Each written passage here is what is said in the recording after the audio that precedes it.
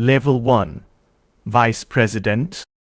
It's 9:38 p.m. 3 monitors glow in the dark. Your coffee went cold an hour ago. The notification arrives quietly. A deposit confirmation. $240,000 in bonus.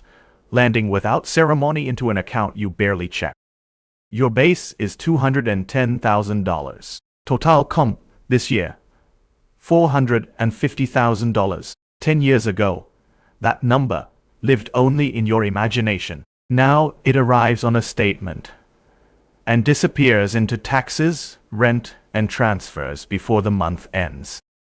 You are a vice president at an investment bank. Debt offerings, acquisitions, billion-dollar capital structures. Your brokerage account recently crossed $1. $8 million. Point capital under $8 million. Statistically, you are inside the top 1%. Most people would call the equation finished. Then you sit across from Richard Cole. Private equity. Net worth. $80 million. He studies your capital structure for 90 seconds, asks one question about leverage tolerance. The meeting ends 12 minutes later. You ran the process. He owns the outcome. Richard says, the leverage structure is fine. Run the debt package. You nod. The deal closes. His fund captures $70 in equity upside. Your bank earns $6 million in fees. Your share arrives next year. Calculated by a committee you will never meet. That's when the difference becomes visible. Your income is large, but it is still linear. It arrives on a payroll cycle, stops when you stop, grows one promotion at a time. The people above you are not optimizing for salary, they are optimizing for ownership. Level 2. Director. Your net worth crosses $5 million. Not overnight. It accumulates through bonuses, equity grants, market returns, years of reinvesting without touching. You still work the same hours. You still answer emails at midnight. But the math has shifted underneath you. A strong market year adds $600,000 to your portfolio, sometimes more than your salary. For the first time, capital is producing capital. Index funds become too blunt. You move into private funds, direct investments, tax-efficient structures your private banker introduces you to. The bank assigns you a dedicated advisor.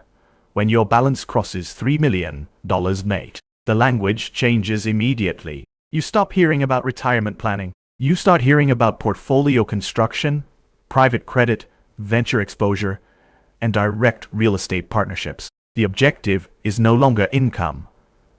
The objective is compounding. Level 3. Managing Director. Your net worth passes $20 million. At this number, time begins to change shape. A strong market year can produce $2 million without a single meeting, without a single call. For the first time, work is optional. Something else replaces it. Opportunity.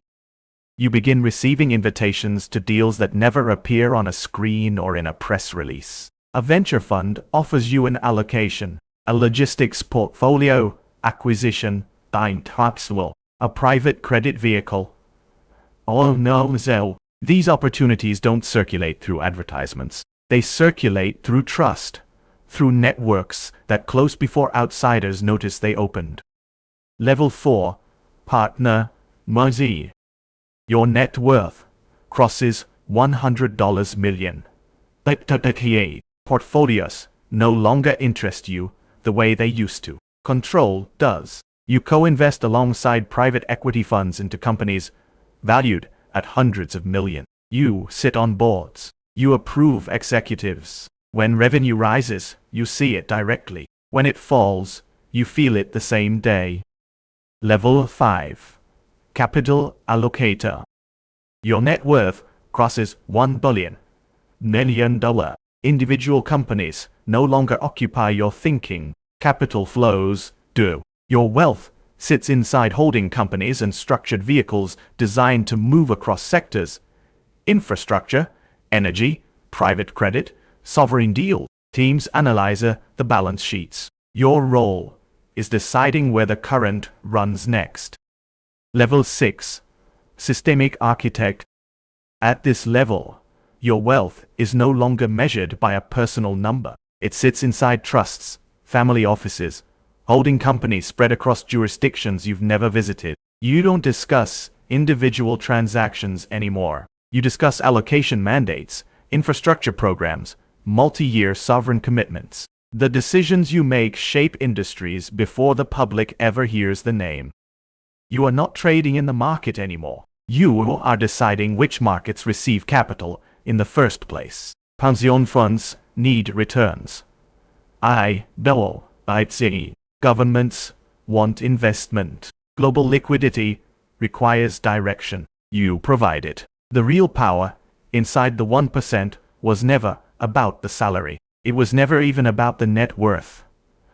It was always about position inside the architecture.